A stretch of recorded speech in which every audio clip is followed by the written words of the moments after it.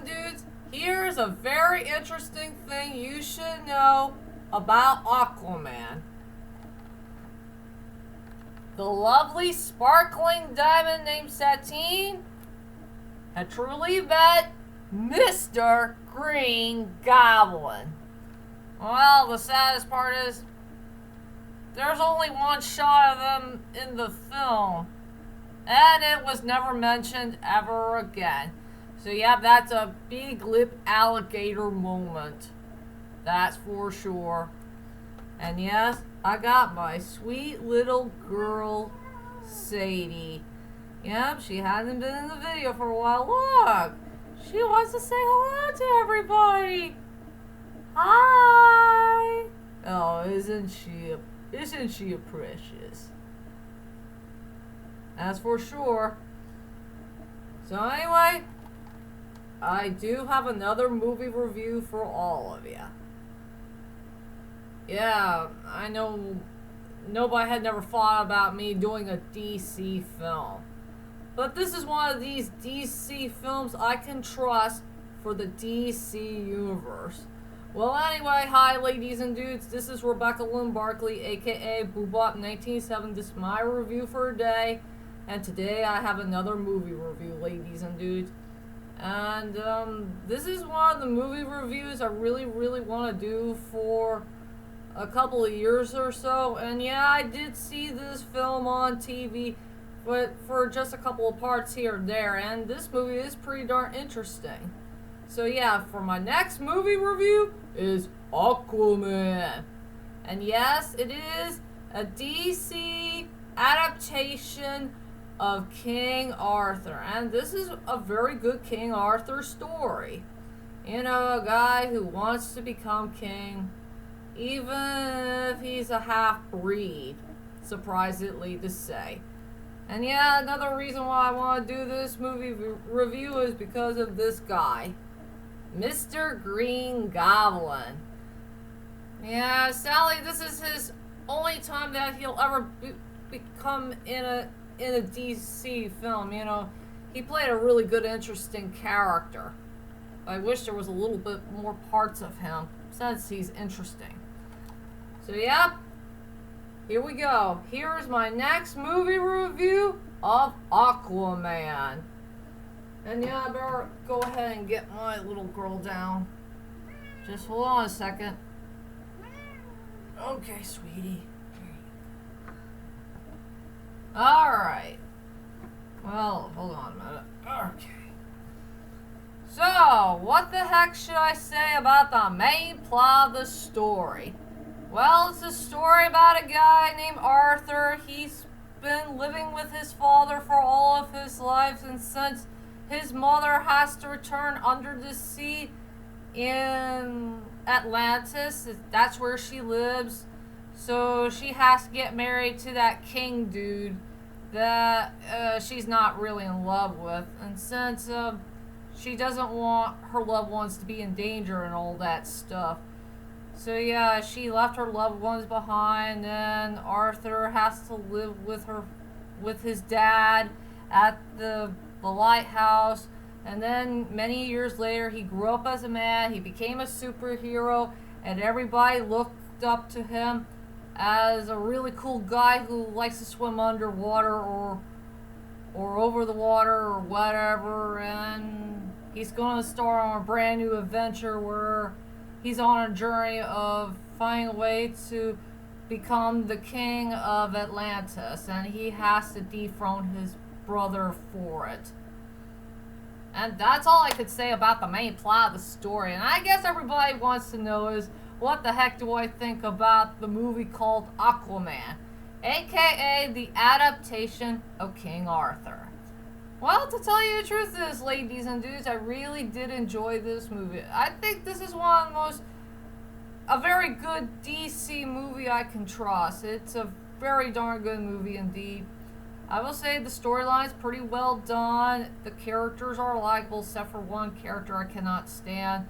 I wish there was another character that needs a little bit more role in the story. I do love the special effects. It is one of the best special effects movies I have ever seen in my whole entire life.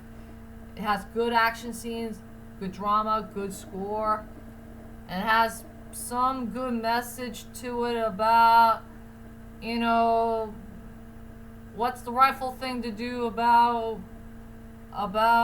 the surface and the sea alike thing, and respecting sea animals and everything else. And yeah, what's your purpose of becoming the king of Atlantis or something like that? It's hard for me to explain. But anyway, yep. I will say Aquaman is one of the DC movies I can trust. I guess you want to know what's my other thoughts about these other DC Universe films. I know Wonder Woman is good, and so is Shazam, but sucks that their sequels didn't do so well. Screw the Justice League movie. And screw Batman, Superman, The Dawn of Hell, and I remember one Suicide Squad sucked, but there's another Suicide Squad movie that's good. So yeah, the DC Universe is up and down, up and down, up and down, up and down, and over 9,000 up and down.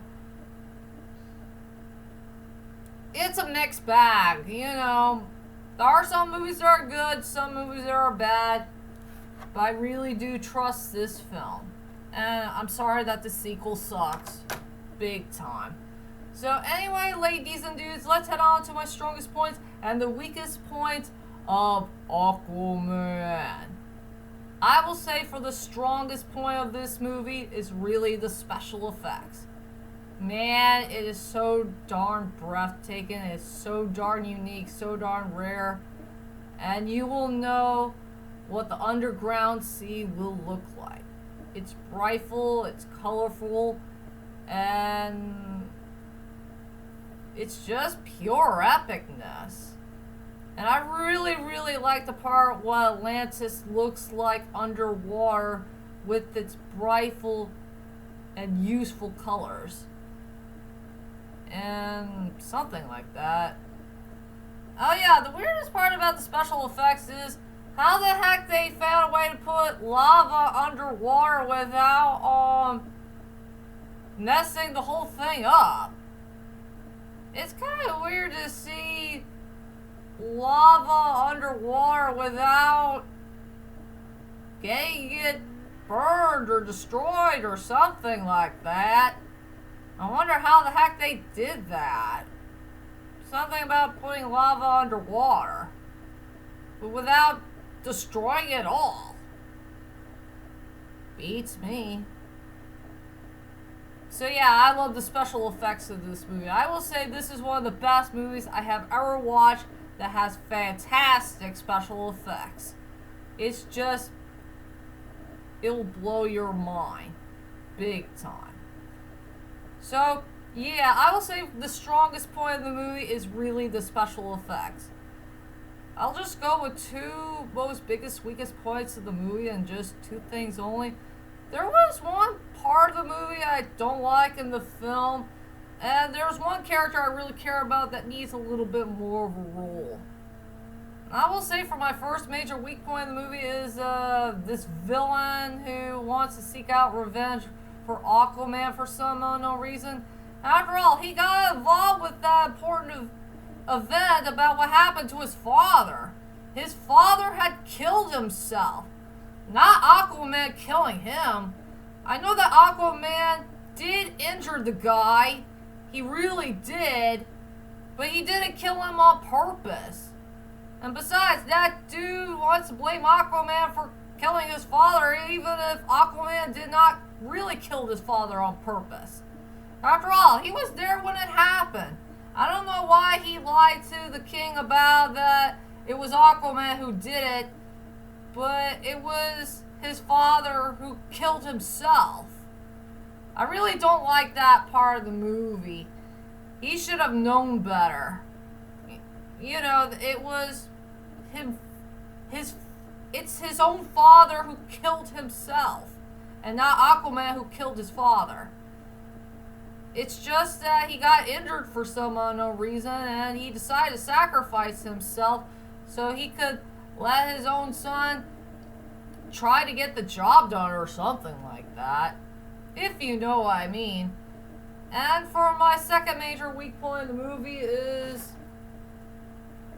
I really want to see a little bit more of Will Dafoe's character, who is playing Aquaman's right-hand man or bodyguard. And since I really do like this character very darn much, and he's pretty darn interesting to the film. And besides, he had a good, interesting storyline for the most part. I think I'd rather prefer him than the Green Goblin any day. So yeah, I just wish there was a little bit more parts for Will Dafoe's character. Since he's pretty darn interesting to the film, I just want to see a little bit more parts of him. And yeah, it really does suck that he didn't come back and reprise his role for the sequel. Is there any information about him? About what happened to his character for the sequel? If you guys can leave a comment there and let me know, and just tell me what the heck happened to that dude. Even if I haven't seen the whole entire movie itself, I remember I saw some clips here or there for it on YouTube. So anyway, I'll go. Yeah, that's my whole entire weakest point in the movie is I just wish there was a little bit more of a role for Will Dafoe's character. And also, the little subplot of the movie I do not like. And now let's head on to the characters. I will go with Aquaman. Played by Jason Momoa. It's so hard to pronounce his last name. But overall, I don't mind this Aquaman version at all. You know, the guy with really cool looking hair and with the beard and mustache, and he has a lot of tattoos in his body. I know in the original comic book, Aquaman has to have blonde hair and he has no tattoos at all and something like that.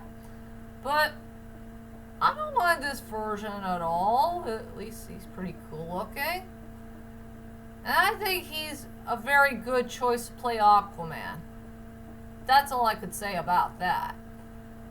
Let's see, what do I want to say about this cool looking dude who played the main character of the movie? I will say Aquaman is a pretty cool dude overall. He had a good storyline, good personality, good attitude. He really loves his parents very much. One parent who is a human, while the other parent is a lady who likes to go underwater and being a bad A-word chick like she always been. And yeah, he really cares about both the surface and the sea alike.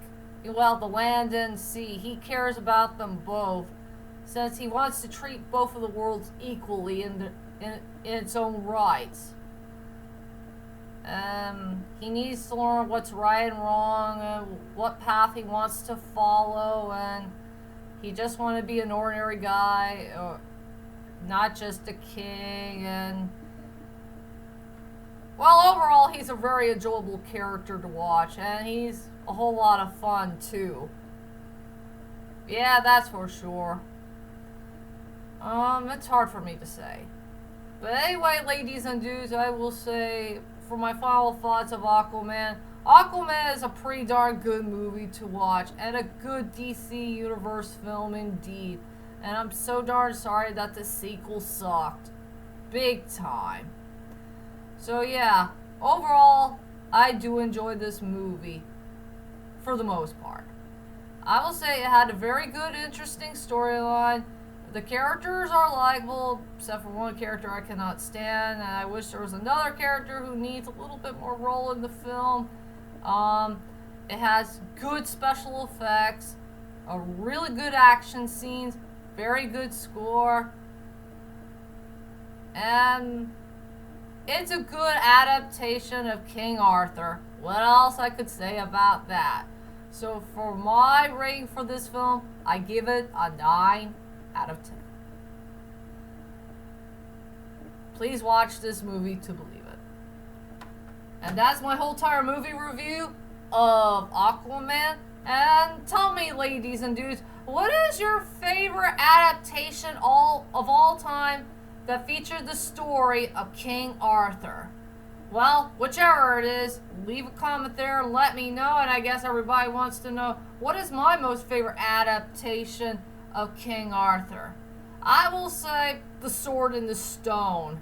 I really love that Disney film very much, and it'll always be a part of my childhood. Well, if you know me too well.